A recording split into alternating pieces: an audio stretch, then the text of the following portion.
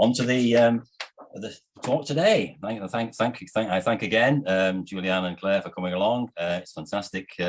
I'm really looking forward to find out what the Conwy's local nature partnership is all about and what they're doing. A little kind of let's talk about the two speakers themselves. Julieanne Quinlan.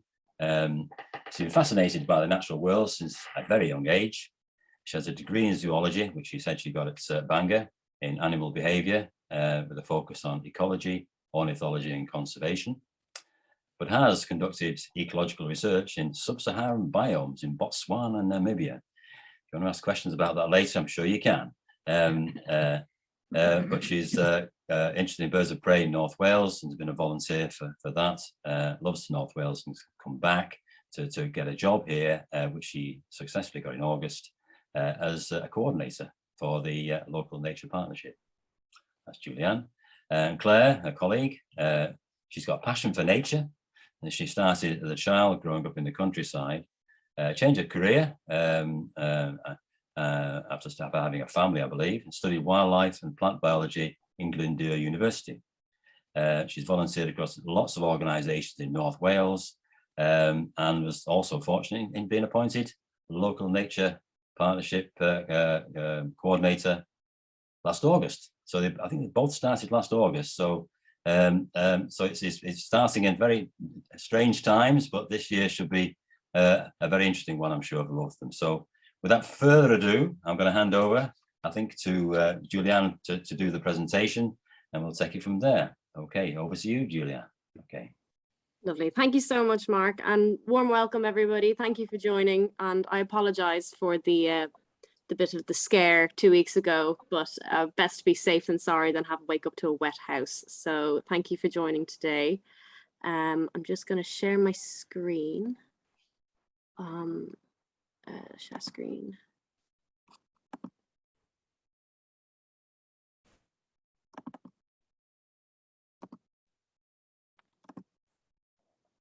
Right, yeah, can you all see that? That's fine, thank you. I'm just going to minimize this. There we go. Right, so Borada and Chorisa, everybody. This presentation is going to be about the Local Nature Partnership in Conwy. There are local nature partnership coordinators distributed all across the country, and every national park and local authority has one embedded in them. Myself and Clare are one of the few counties that have two. Myself and Clare are full-time and Clare's part-time and I am the full-time coordinator at the moment. So I'm just going to talk a little bit more about what the Local Nature Partnership is and how we work as a network with other counties and on a national level as well. So you've seen these pictures before. So myself and Clare joined in early August, late July, and we both decided to split our roles, essentially. Clare focuses on the Local Places for Nature project by the Conwy Green Networks, and we will discuss that more in the future. And I followed the general kind of communications and local nature partnership duties, which is networking and awareness and just communicating and creating links of where people have been lacking, because as I'll discuss further in the presentation, in the natural world and in organizations, we have a tendency to not be very good communicators, and this role essentially kind of fills that gap so we can have good communication and good restoration protection of our natural spaces. So what is the Local Nature Partnership? So it's a partnership aimed to build a recovery network across Wales in your local authority and national parks. We work by engaging individuals and communities as well as businesses, and we entice decision makers to take action in both practical and strategic planning to create a healthy natural environment across Wales. So this convoluted little network describes essentially how we function and who we work under and who provides us the support and the funds, essentially. So the Welsh Government issues our funding, and we are overseen by the WCVA, which is the Welsh Voluntary Action Group. And so briefly to describe our relation, our kind of how we work up here in the Northeast. So Conwy itself, we work with the other counties of Denbighshire, Flintshire and Wrexham. And we do work on a local network as well, specifically within Conwy. But we recently, before I joined the role anyway, a network was created and a partnership was dealt with in the 4 counties in the Northeast. So we created this network called Bionet, which we all fall under that umbrella. So when we are,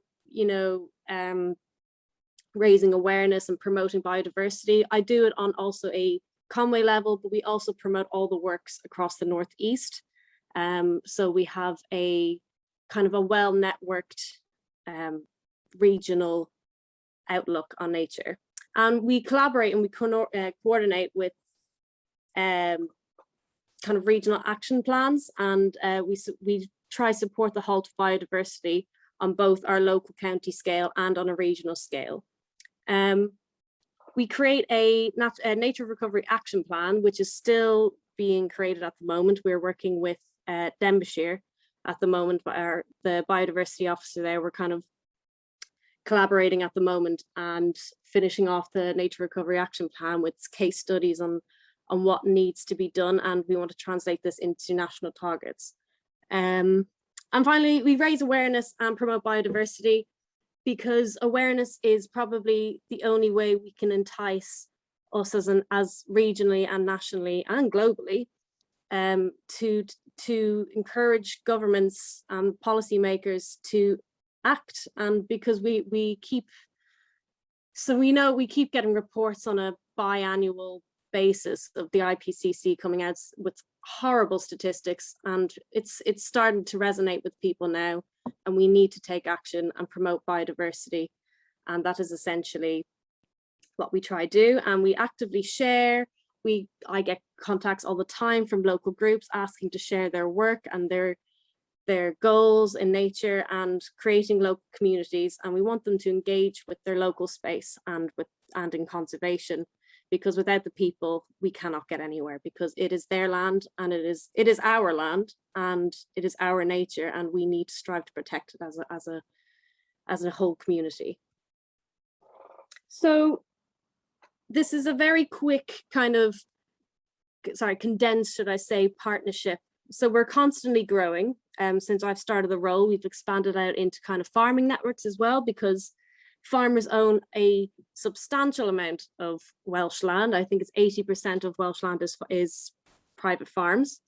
And when I joined this post, I thought, we haven't contacted the farmers. And the issue was that this is local spaces and local access, but we also put forward the kind of concept of public rights of way. I mean, these are available for people to walk. So we did change our mind, and we have now partnered up with the Nature Friendly Farming Network, and they're fantastic. And their goal is to essentially change policy in farming to promote biodiversity, because we need the farmers involved. They own all the land. They have the majority of the biodiversity as well. Some notable names here that you're probably mostly familiar with, the North Wales Wildlife Trust, obviously, and Plant Life, COVNOD, where we engage in community engagement recording, and we record ourselves. Some of the groups in Flintshire and Denbighshire and Wrexham, Keep Wells Tidy to note as well. And yeah, and these are the 4 counties that we work under that umbrella with. So firstly, how we engage community recording, it's something to note, because we really, since I've started this post, we've been promoting the community to use COVNOD, as it is a really valuable tool for both encouraging community engagement and citizen science skills, but also that we can, this data can be utilized for, just making decisions in the future for us. If we know what's in the area, we can know what's to protect and what's not necessary. It's essentially a holistic approach to scope for wider audience as well. We encourage recordings from community groups and businesses, and a lot of friends of groups are absolutely fantastic of of recording and kind of organizing BioBlitz events and things like that. I mean, I've been having loads of conversations with community groups, and they've been promoting COVNOD recordings, especially under the lockdown with everybody's free time. So we're getting inundated with a lot of data locally, which is just fantastic. And it really helps us make informed decisions about nature recovery in our area. It does widen our public perspective of ecology and biodiversity. People learn, you know, if you've never seen if you're not a florist and you go to your local lawn that we decided not to cut over the summer, and you see a flower you've never seen, take a picture, go in a book, identify the species. It really encourages people to learn more, and that's what I do as well. If I don't know something, I open a book and I keep reading, and I fall down the rabbit hole of information, and people really get enthusiastic about nature and are eager to learn more. And increasing public awareness on nature and conservation, that is pretty much one of our biggest goals as well, just to increase positive interest in nature and encourage us to be involved with our spaces, mostly because it's vital for our health and also vital for the future protection of these spaces. Now, local places for nature. So the grant that we use is issued by the local government on an annual basis. We just found out about 3.5 weeks ago that we are continuing for 22-23 with more money than we've previously thought. And it's fantastic to see that the government have kind of taken on and understood that nature is valuable, and the work that we have done makes a significant difference on a national and regional level.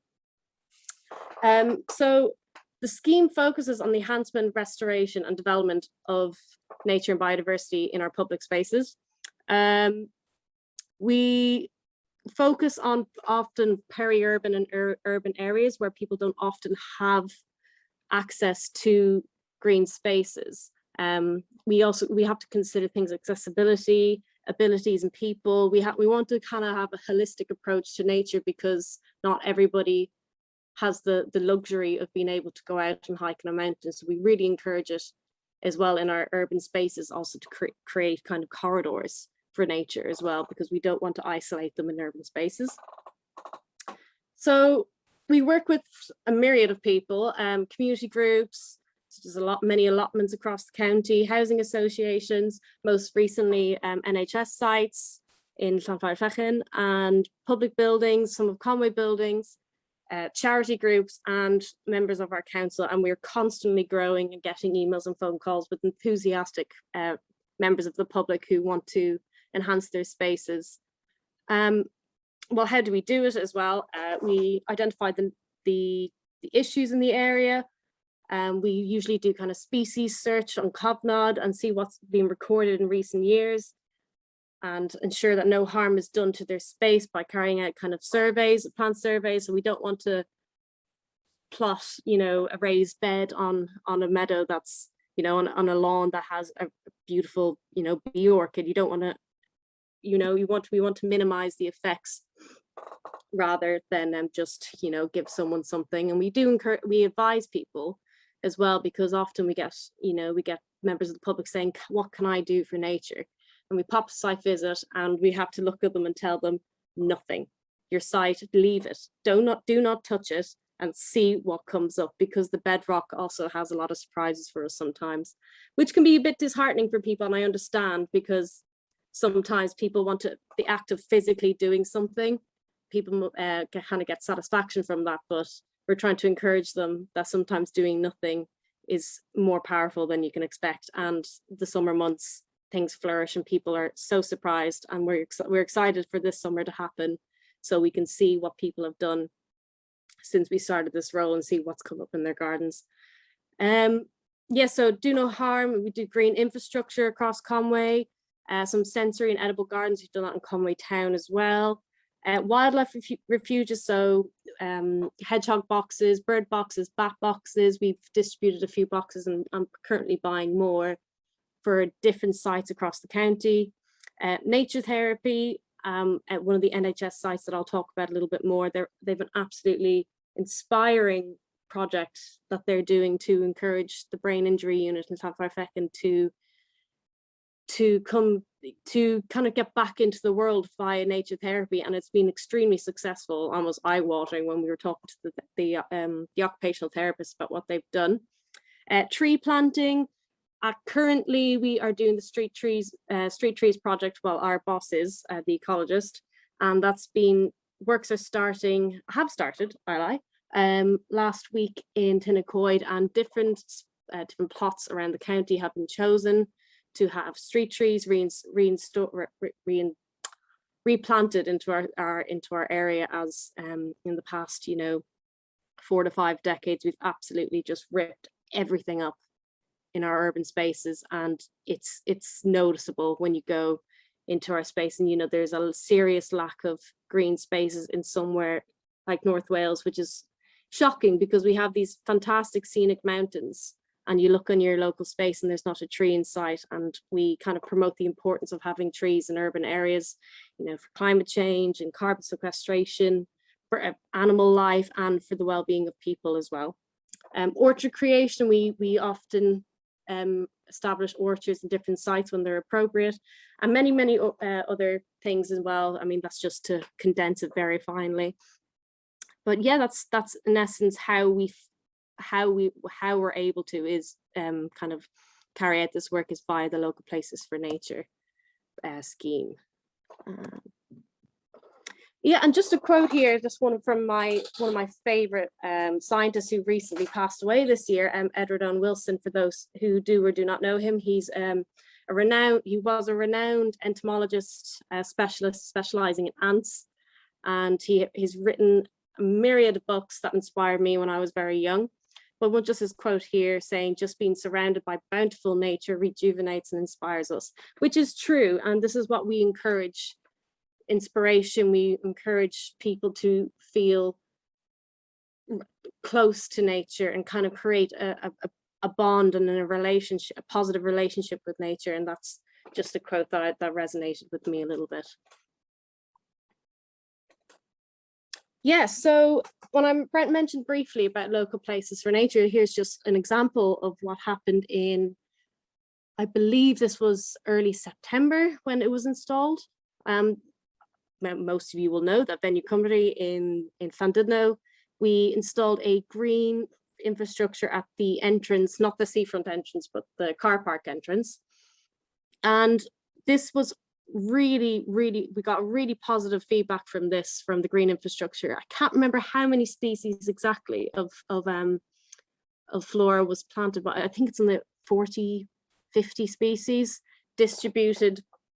It was very, very well thought out by our ecologist, Kate Surrey. And we encouraged these green infrastructures for cooling buildings and climate change. I mean, there's been millions well, not millions, but many reports proving that green infrastructure and greening our buildings mitigate the effects of climate change and control heat regulation. But aside from kind of the human benefits, nature-wise, these are seed banks for birds and insect refuges, and as well, people learn, we can touch them. The sensory aspect of green infrastructure is really important for people to physically be able to touch nature. And I think that's just it's kind of a holistic project here, but we kind of try and incorporate everybody. But I think this was really quite spectacular thing. And you can go yourself and see it today. It's still there, it's been maintained, and it's fantastic. I believe that daffodils are growing in it at the moment, according to what Kate said to me the other day. So this is one of the housing association projects. These little slabs of concrete and messy grass, now this is being finished now, but this is just in the works at the moment. We are encouraging a edible garden I can't remember where this is. Clare will answer that question, but it's I can't remember now. But yeah, so we're encouraging kind of edible gardens. So we give them, fruits to plant, vegetables to plant. People can pick them at their own whim, and just having that exposure on people at these spaces where there is very little green space is something we really encourage at the moment. So apparently we had a big problem with that skip, so we're delighted that it's out of our way, because it's just an eyesore, and these eyesores can be restored and, you know, protect nature in its way as well. So we have a little, I don't know if anybody recognizes here, but if you are walking to if you're walking to Conwy from Llandudno Junction, you would recognize this spot here. It's the flyover adjacent to Lidl in Junction. And we got a phone call from one of our lovely councillors begging us to restore it, as when she was a little child, she said this area was teeming with life, and now it's just a concrete jungle. To our surprise, we stumbled across a beautiful bee orchid. I don't know if you can see my cursor, but it was just here, flourishing in a fly tip zone. Nature has magical ways of growing. It's sometimes it's comical. So our plans are to restore this concrete little patch here. This goes all the way around here and just extending around this way. So we are stopping people from parking under the flyover, putting natural barriers, so just boulders in the way stops cars. And this can encourage people to kind of have a greener space and what in a sense is just a big concrete jungle. Fly tipping is being removed, and we're slowly trying to get this done, but this won't be, I think we're carrying this out in April due to just planning with street works at the moment. And a few bulbs are being put in as well, some native bulbs, just to enhance the area so people can feel a bit, kind of have a bit of fresh air when you're walking from Junction to the lovely Conwy. And that kind of corridor between here and then walking over the bridge and seeing, you know, the magical wetland birds that you can see on the estuary. You know, we just want that connectivity of nature, exposure to nature throughout. But yeah, I find it hilarious that the bee orchid grows in the most bizarre of places. You get a lot of happy drunk people kind of unfortunately urinating on the side, but for some reason the bee orchid just loved it. I have no idea why, but it is what it is. This recently happened in Happy Valleys. I think it was 3 days ago. We installed a concrete bee post. And I know we have a lot of focus on bees, but often solitary species kind of get neglected, as the honeybee is the kind of the mascot, isn't it? But they are a bit domesticated, and solitary bees and bumblebees kind of get pushed aside sometimes. So we've encouraged nesting bees to grow here, as they play a vital role in pollination for our crops and flowers and so on, but also so people can see, you know, that I personally, if I stood there and saw a solitary bee enter that concrete slab, I'd be smiling for the rest of the day. So it's just creating these spaces for nature to be able to flourish in what you could say is quite difficult, or that urban environments are quite difficult for kind of more sensitive species to flourish. So this is what we're hoping to do as well, to expand on.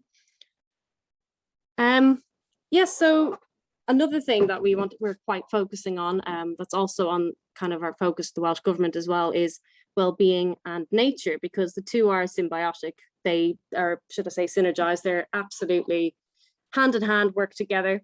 So this is the brain injury unit in Llanfairfechan in Brynnynydd. Apologies, my Welsh is atrocious. And this is this is where they carry out a program called GROW, the acronym GROW. I cannot remember the exact meaning of it, but it's essentially rehabilitation via nature therapy and kind of exposure to nature. And they contacted us pretty much soon into the job, but we came into them just before Christmas, and we were learning about what they've done. And it was absolutely, you know, it really plucked on the strings of our hearts. They had so many success stories of how nature can help people recover from brain injuries that they've had for decades. They were telling us the story of a lady who had a brain injury, I think it was for almost 20 years. And because of this kind of therapy that they offered, she kind of expanded her skills and is starting to work in horticulture, and she hasn't worked in almost 2 decades. But because of therapy, because of nature and the therapy that they offered, she's able to work in the community again, and kind of have a grip on her life again. And that's just, it's just fantastic. I was almost welling up when they were talking about it. It was just such a fantastic story. And I think it was a gentleman as well who had quite a severe brain injury for a couple of decades. He is doing courses in, I think it's ecology or horticulture, again, I can't remember exactly, but it's just seeing that the therapy has given people initiative to go back into the community and, and grow as a person. Is just, well, that's the irony of the program Grow, isn't it? That they grow as a person. It's just really, really kind of makes this job a bit more special when you know that it can benefit so many people. And what we've done at this site and still doing, we've provided wildlife refuges with cameras. So we put their little hedgehog boxes.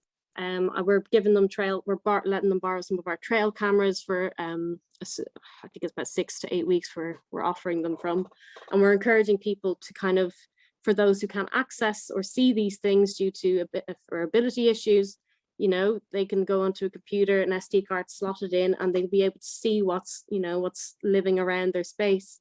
And it's really, really, we've had this similar project carried out in Bridgend in the south.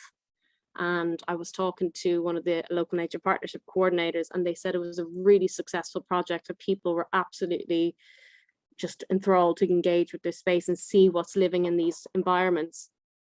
As well, we've given orchards as well. So we came, I think they had 5 fruit trees. I can't remember exactly what trees they were, because that's technically not an orchard as a definition. So we've provided them more trees to actually give them a, by definition, orchard that they can grow and utilize at their own will. We've given them food growing facilities. They've and as well as kind of mitigation facilities. So they have a lot of, unfortunately, they have a lot of bunny rabbits that love nibbling on everything. So we've given them some guards as well, so they can protect their stuff, protect their food, protect their project, and grow together. With pollinator friendly plants as well, we always encourage kind of pollination, native pollinator plants. They will be, I don't think they've been put in yet, they will be planted there soon. And we're giving them guides as well, information guides with the Field Studies Council, just so they can engage a little bit more in the future. So, as I mentioned before, thank you, the Welsh Government, for confirming our jobs for next year. We're absolutely delighted to myself and Clare staying on as a team to plan for next year. So when we joined this job, this was not our project. We kind of took it off from our predecessors. But now that we have confirmed allocations, myself and Clare knuckled down and we planned what we want to do across the county in the next year. So aside from the general kind of keep Wales tidy kind of advice and in general duties as LMP, we are focusing on further enhancing our green spaces, so people come to us and we do our consultation and see what we can do. But aside from that, we are hoping to create a project for swifts and other roof nesting birds. Some of you may know already that they were, unfortunately, swifts and house martins and many other notable species were put onto the red list for the first time, which was quite disheartening, because I just know myself that I've seen, when I go out in my walks, I do see swifts, but the fact that they are declining, which is, it's quite sad to see. So this is what we're focusing on, is installing, I think it's approximately 100 swift boxes across public spaces, hopefully across a couple of private spaces. We're still fighting with that. Coinciding with the boxes, we want to install some amplifiers to encourage the birds to join the boxes, as I know they can be a little bit particular and picky. We're working alongside our partners, Ben Stammers with the North Wales Wildlife Trust. We are also joining forces with our Snowdonia National Park LMP, as well as we're getting advice and training from the Swift Conservation. So we want to get we want to get a whole view on what's the best process to entice all these birds, not just swifts and house martins, but many other species utilize these spaces. But we want them to encourage them to nest. Coinciding with the nesting, we want to create spaces for them to actually have food sources, so meadow creation and wildflowers, so we can provide spaces for insects for them to actually, so they have a food source. The Conwy tree planting is continuing across multiple sites in Conwy. Llandudno, there's so many sites, I'm just trying to think of the top of my head. So that's continuing into the next year. We're also providing wildlife refuges. So aside from the swift boxes, I just got a phone call today about a barn owl box that we're thinking of where to put, and we have our suspicions. So we're hopefully going to provide them to the community of Clisfine. Hedgehog boxes, we're focusing on that they're declining at an upsetting rate as well. So we're providing these species packs, hopefully to distribute to the community groups, and those who have a keen interest. And in these packs, you will get hedgehog boxes and appropriate places to put them with the right information, and as well as lend out the cameras, the trail cameras, so community groups can record for citizen science point of view for COVNOD, but also just to engage and see and learn, because these equipments are incredibly valuable tools, and for people to learn how to use these camera traps, that's a valuable skill for those who want to engage with nature, but also perhaps pursue a career in conservation. I mean, I know I've used these before, my old career in wildlife crime, but they look simple, but sometimes these cameras are actually a bit complicated, and sometimes I have a bit of fights with them. So hopefully the communities will, gain some skills, gain benefit just to see and publicize what they have. They'll be hidden, and no locations will be mentioned, but we want people to see, and for those who can't crawl into a little bramble patch, and we don't want us to disturb them either, but we want people to be all individuals across all age groups and all abilities to be able to see what's going on. The reinstatement of the grasslands, as I mentioned before, there's a few sites at Llandudno Junction. I think that's been pushed into the new year as well, or to the new financial year, should I say. And verge management for biodiversity. So that's a battle that myself and Clare have faced since starting this role. We really want to encourage verge management on a biodiversity goal, rather than just managing it in general, because we often get the excuse, oh, the council are not cutting the grass, they're trying to save money.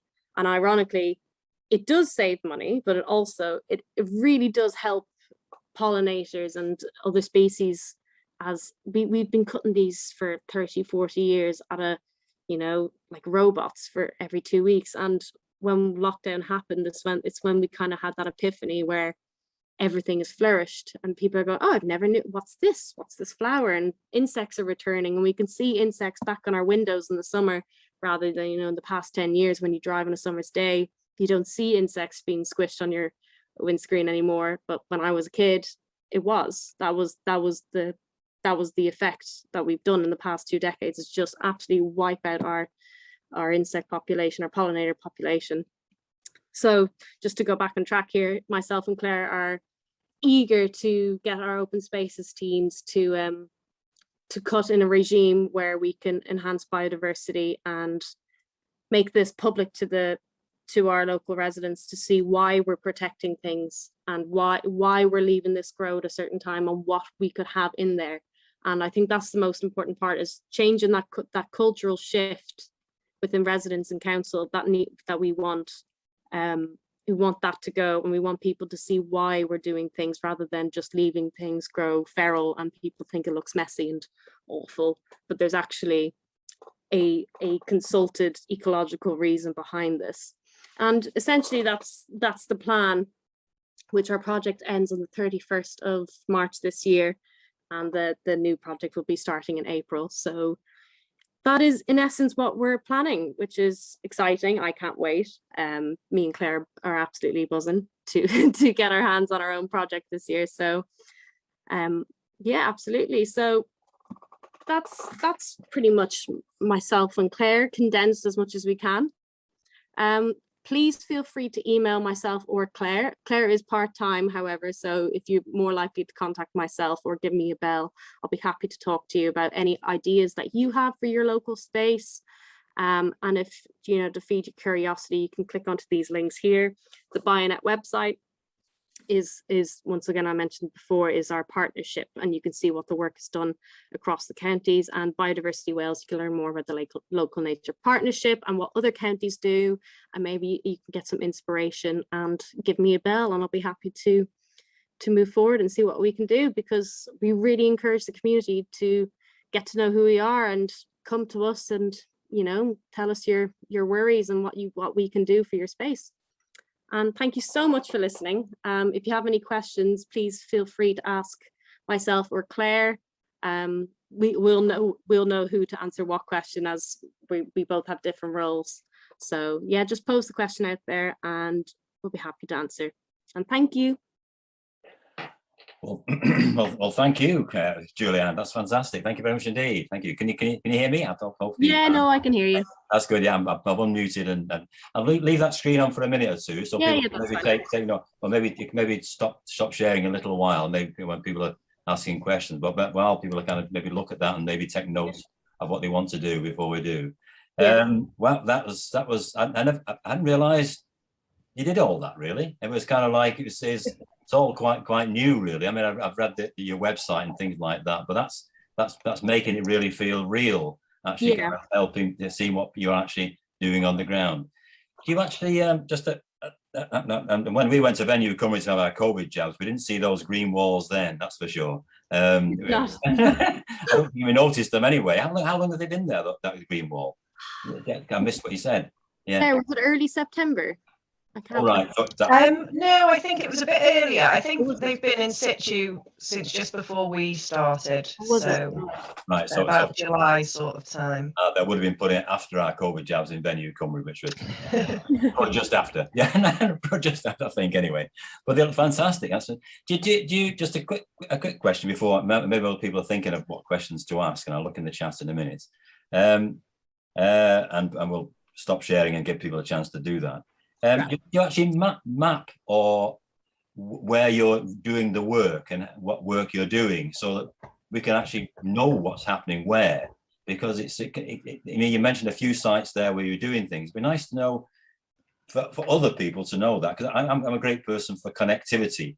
If you see a wild space somewhere and a wild space over here somewhere, it's quite nice to think that you could put something in between, maybe, to create some connectivity. Are you planning to map what you're doing and where you're doing it, maybe in the future?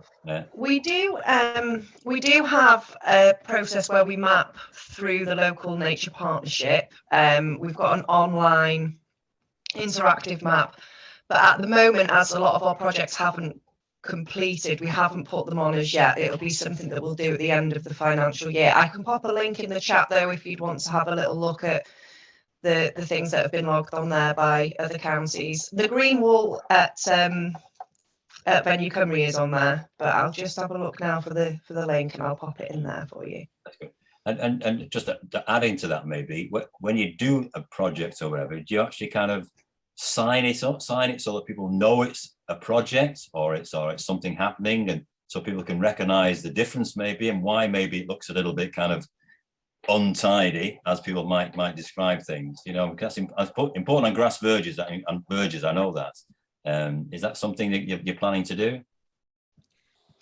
Well, at the moment, we're sort of working closely with Liam and Joel over in Denbighshire to get a sort of an idea of what works, because they've been very successful. They're a neighbouring county and they're part of Bionet, and Liam's a personal friend also. So we're really trying to follow in their footsteps, and I know that they did presentations and consultations with residents and such. So it's something that we will be looking at come the start of the new financial year, once we sort of get into our stride. Julieanne is currently working to map all of the biosites and possible verges that we could change the cutting regimes on. But it's at the moment due to software issues, it's a long process. It's taken quite a long time. So we don't have anything that we can share with you right now in terms of that. But the local places for nature stuff is logged and available. But we'll be making things available as and when we're sort of setting them up. Okay, that's good. Thank you. Thank you. There's a few things coming up in the chat. If anybody wants to kind of put their video on and ask a question, please do put your hand up and we'll observe who wants to do that. By all means, I'm just kind of scanning through. Have you seen anybody, Jill? No. But you have got a question, haven't you? If you want to stop sharing now, Julia, might see everybody more clearly on that, possibly. Yeah. If anybody's kind of there, we can see people's names. There's a few comments. I don't know if you look in the chat yourself. Yeah. Woodland Trust, Alison Shepherd said, offering a free tree to every household in Wales. I mean, I got an email about that just the other day. Is that something that you're aware of and not know? Yeah, I was aware of it. I don't know when that's being issued. I know it is by the Woodland Trust. We have not been contacted by the Woodland Trust about that. It's a huge project that they're undertaking. And we're struggling to actually find a lot of spaces where tree planting is appropriate. And we don't want to upset anybody, but I think that's something on my goal to kind of figure out what the Woodland Trust is doing, because it's a huge undertaking to plant how many people, 3.5 million, 4 million people in Wales, or just that many people. So give or take 1 million trees, let's just say, whatever the statistic is. And I'm unsure what their process is. After hearing that project was planned, I have not heard anything afterwards. So I think that's something for me to follow up on, to see what they're doing and whether the local nature partnership can help, whether find spaces, or I don't know where the Woodland Trust intend on planting, whether, because the land ownership can be quite a barrier for us. And I would love to know what they're doing and when they're doing it, but we haven't heard anything on the Conwy side with that at all. Even nationally, we join meetings with all of the local nature partnership coordinators every 2 weeks, and that's never been mentioned. So I wonder, is the question. But if I find more and people can answer. Hiya. They've issued 5,000 at the moment to 5 different hubs. Yes. So there's 1,000 in Clanroost that you can pick up, and it's one free for every household, so they can actually have it for their own garden, or they can donate it to the forest. Okay. And there's 5 different trees to choose from. So it's just 5,000 at the moment, 1,000 in Clanroost. And then they're going to have a phase 2 where they'll have more hubs that people can collect them from. But they're only about sort of 18 inches high. So you just go in, fill in a form, and then collect your tree, and it's got planting instructions with it. I wonder where the nurseries are, because they must. I don't know. Yeah, no, I don't know. Yeah, no, it's definitely something. It's in Clanroost, is it? Okay. Yeah, and it started the 1st of this month. So it's first come, first served. Fabulous. So there's quite a few gone already this week. So people are proactive and they're taking them. Oh, yeah. Oh, that's nice to hear. Yeah, no, I'll give them a call and see what we can do. Perhaps I'll ask Dodonia's local nature coordinator as well, see what if she's been involved. So the next nearest hub to us is Wrexham. Yeah. And then you're going down to Mid Wales, and there's 2 in South Wales. Ah, okay.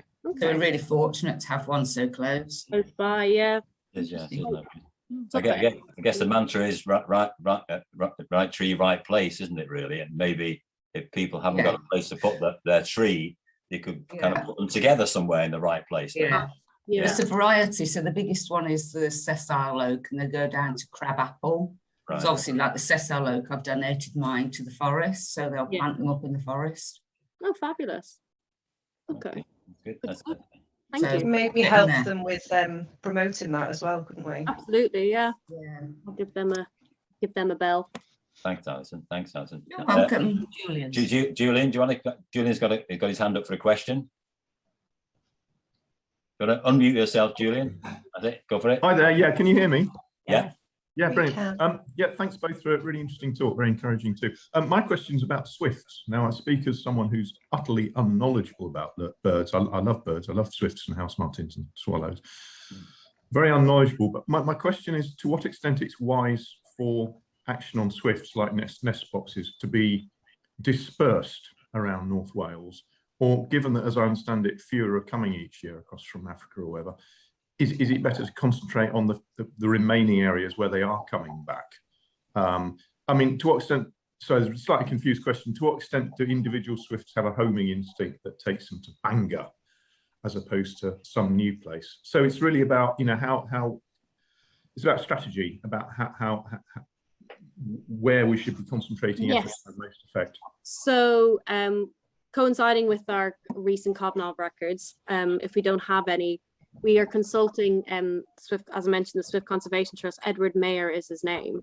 He's done projects in 15 countries of swifts across the world, and he gave me his case studies, and they were incredibly positive. And his main issue, he said, with swift projects is people focus on what to do, but also what not to do. And sometimes people make the small minor mistakes that just don't make it successful. There was a project in, I think it wasn't an LMP project, but it was in Flintshire, that they had swift boxes of some type. I'm not sure the exact type of them. And they spent, you know, $2.5 grand, $3 grand on this project, unsuccessful, nothing nested, and they learned their mistake. So I've asked them what they've done, and it is completely unrelated to what we do. So when Edward Mayer said we're doing a corporate training, so we're getting planning officers involved, we're getting kind of communities involved. Anybody who wants to join in on this training can.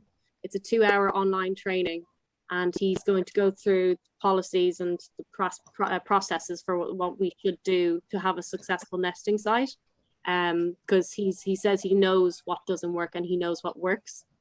He's familiar with the LMP as well, so he knows the area. So he's just said, coinciding with Ben Stammer, who's had a plethora of experiences across this region, we're kind of getting we're getting multiple sources to come in, and we're trying to get the best route possible, because sometimes sites can seem enticing and they seem good, but he said they're actually quite unsuccessful. There's many criteria, building criteria, traffic criteria, locations to trees and forests and meadows that we have to consider. So it is quite convoluted, but it's still in the works. Yeah, we are also working with corporate policy in Conwy. So we've got some boxes that are going to be set up in builders merchants and given up to architects. We're printing quite a lot of the North Wales Wildlife Trust flyers to go out to homeowners in the areas where boxes are going to be installed. We're looking at having the Swift bricks, trying to promote having the Swift bricks in all new builds, so that once we have encouraged once we've hopefully encouraged a larger population of swifts to start recovering, there will be more opportunity for them to nest once they are in the area. The callers also really help, from what we've heard, and we are purchasing those alongside the boxes. So it is a joint effort between a lot of people, and we're hoping that will make it successful. And the boxes that we are also purchasing, it is multi-species focused. Multiple species can access these spaces. It's not just swifts and house martins.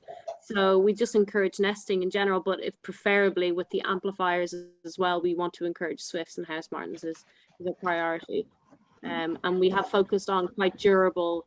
It's actually quite difficult to get these boxes for a certain standard, because trade issues with the European Union is one of our biggest barriers. Most of these products are actually produced in Europe, and we want a durable product that can last decades. Because nests and swifts are self-cleaning, so our house martins, we want these to be kind of a consistent refuge for them for a couple of decades. That's our plan, is to get good quality boxes that will stay there for years, so if they do reside in them, that they have a constant place to go back to, and that's one of our goals as well. Yeah.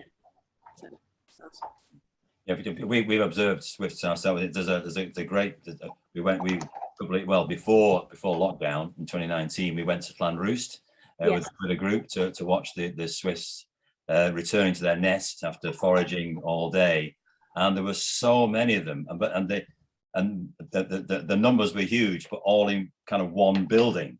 Yeah. The swifts likes to nest where there are other swifts, really. Yes. The apartments. Yeah. So where there are swifts currently, if there aren't suitable nest sites, then it's nesting boxes or whatever, then it's quite a good place to put them. So Yes. I think Julian's in a sense right, in the sense that they get where swifts are at the moment, and they like to be. We need to give them better opportunities for more to nest there, I suppose. But then again, yeah, I think with the lots in Trevorrow, there's quite a lot. The Conwy Valley is a great place for swifts. Yeah, I think it's a really good.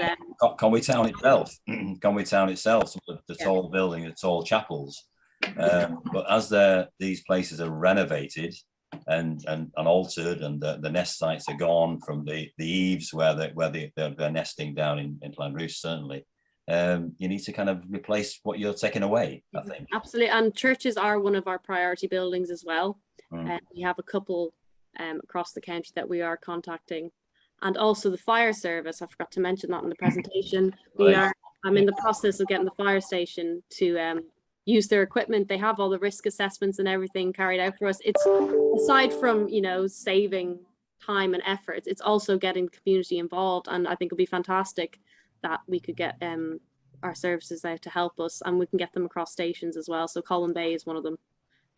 Planning. Well, we have to really check Colin Bay, because the building criteria and things like that we have to consider, and whether we think that they actually get in there is another thing to consider. Absolutely. But yeah, so the fire service is something, it has been successful in Pembrokeshire. I think it's Pembrokeshire. So that's one of our goals as well. So it's not just we are doing it, we want the community in there as well. We want people to know that we're here and this is what we're doing, and if you have concerns, you have questions, you want to get involved, and we're trying to get the process of kind of getting volunteers back again ever since COVID. Apparently we did have volunteers in Conwy prior to COVID, but that just went down the drain when the pandemic fell in. So that is something we're focusing on as well, because we really want the community to appreciate the nature and help us help them. Something we're also planning as well, but that's a bit of a health and safety kind of thing we have to jump around. Yeah. Good. Thanks, Julian. Thank you. Is that okay, Julian? Yeah. Thank you. Yeah. It's good stuff. Thank you. Just looking at if no one else got their hand up just yet, I don't think.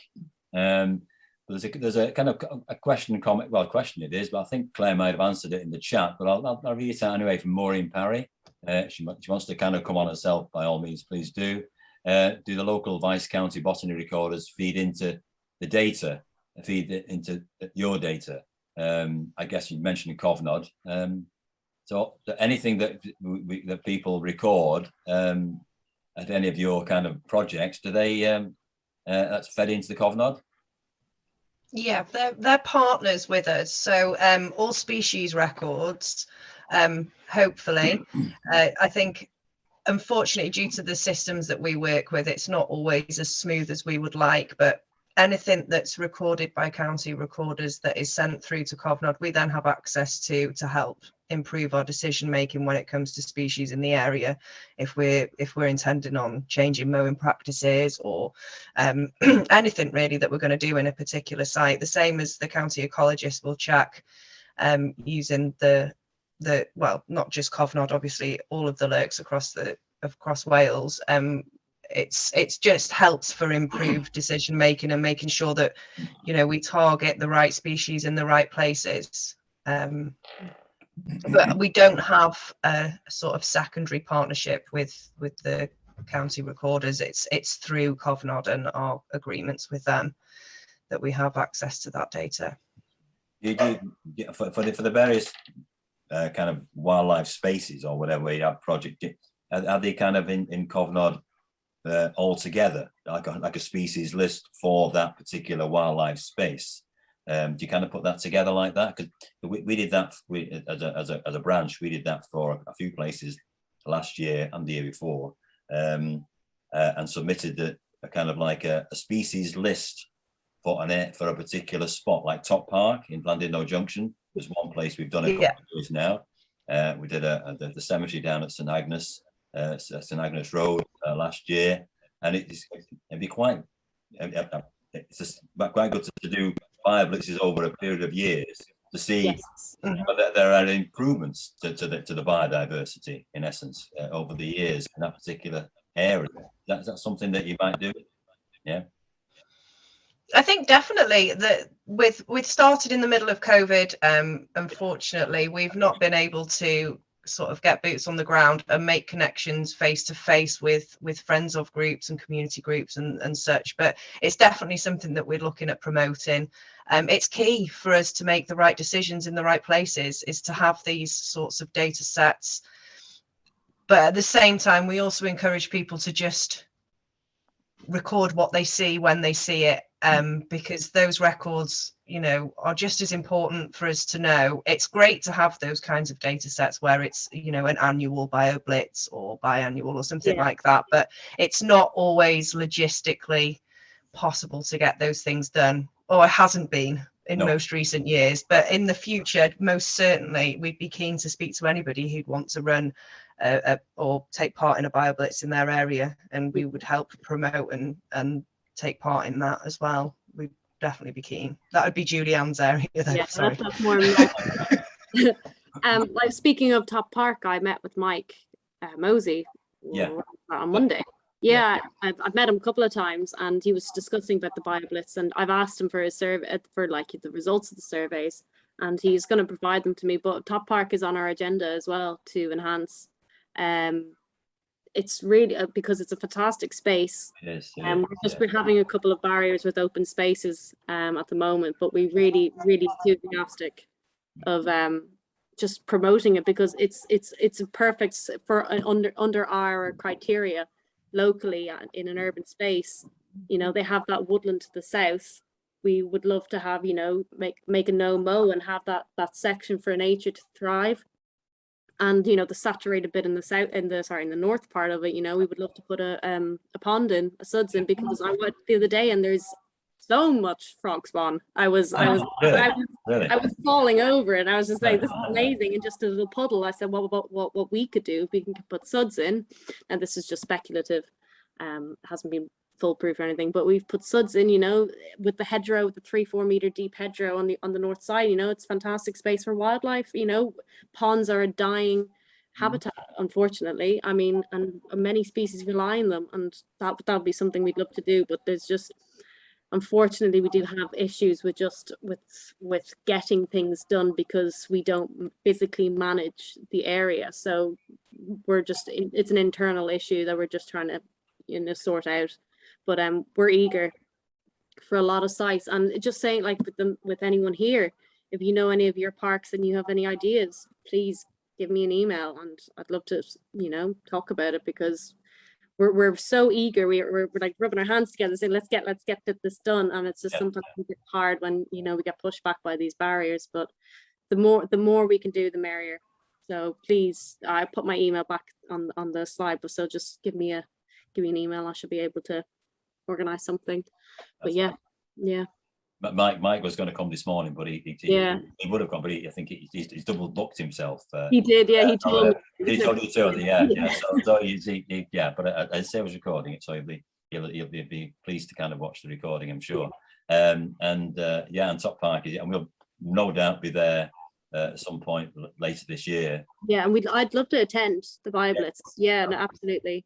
So. We haven't got a date as such yet. I think we're trying to, what we've been trying to do over the last is try to do it different times of year, each for at least for a sequence of years. We've done 2 years now where we've kind of helped at the Top Park situation, and got quite a long list of species. It's amazing how many if you do a BioBlitz, even in what might look like quite an ordinary area, amazingly it tots up, because it's the common species that often get overlooked. It's the kind of the dandelions and the kind of the buttercups and the kind of and maybe that's just like I don't know, certain flies or whatever, and even it's actually identifying things, Yeah. and kind of writing it down, having somebody who can say, yes, that's what it is. And that's the important thing. Finding experts is a tricky job sometimes, because they're busy people and they kind of, Yeah, you're in demand. and it's sometimes it's voluntary, you know what I mean? And they kind of, they got the, so, but but even if you give it a go, and it's amazing what you can toss up with just amateur enthusiasts and whatever. Yeah. That's good. Well, I'm just checking through. I think that might, if anybody else wants to show themselves, ask a question, I think we're pretty well covered. So basically, you're freely available to be emailed. Yeah. Pester me all you want. Pester me preferably. Okay, fair enough. That's fair point. And well, I look forward. We'll look forward with interest with how things develop, really. Yes. Because every kind of group, every kind of organisation, every kind of effort that goes towards creating greater biodiversity in Conwy and throughout North Wales and whatever, you know, it all adds to it, doesn't it? Really, it all adds. Yes, really, yeah. And the recognition. Yeah. Just So- saying, if anybody's interested in what we do, we have social media. We've Facebook, Twitter, and Instagram. Just Bionet Wales. If you're curious, I'll be post on a couple times a week, just kind of updating either, we update either, information, new information on species or biodiversity, but also what we do as well. So if you're interested, just follow us on the social media and you can keep up to date. And if, something you have a question about, ring me or pop me an email. So I'm here full time, so you can annoy me all day. You're making yourself very available there. Yeah. Which is fantastic. Thank you very much for that. No problem. Okay. Well, I think maybe if that might be, give a chance people to have a cup of tea and a cup of coffee or whatever. I'll thank you for giving us the time and all your expertise and telling us all about this, and a really very, very interesting talk. And if people would like to show their appreciation before we say goodbye to Julieanne and Clare, if they want to kind of switch on their videos briefly, unmute themselves if they want to do that, and give them a round of applause. Thank you very much for having us. Thank you very much. Thank you. Yeah, good talk. Okay, thank you again. And thanks everybody for coming. And thank you for your talk and your enthusiasm. See you. Take care. It's lovely seeing you, Julian. Don't forget our talks coming up next week and Hello, the week after. The week after that. Okay. Right, thank you.